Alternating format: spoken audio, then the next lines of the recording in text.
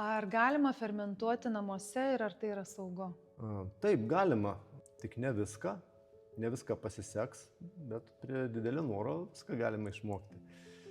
Čia labai paprasta.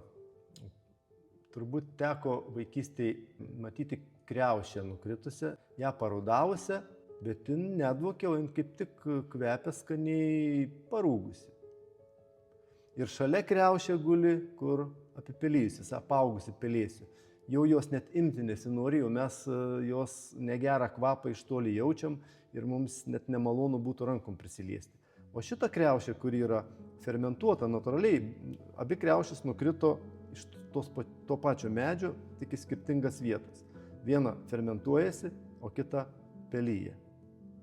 Tai jeigu kažkas jums ten negerai atsitiks, namuose fermentuojant kažką, atsiras pelėsis, jūs tikrai nenorėsit šito valgyti.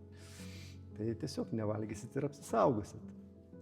O mokytis tai visus rekomenduoju ir kviečiu, ir mano YouTube'ės kanale yra pamokėlė, kaip pasidaryti M-kvasą, visi 5 lygiai, 5 lygis jau kaip ir sudėtingas žolės fermentuoti, tai prašau, jau turbūt daugiau kaip 10 metų mokau visus fermentacijos plonybių, ir lekcijas, ir paskaitos, ir galų gale YouTube'e įdėjau, kad galėtų visi pasižiūrėti ir išmokti.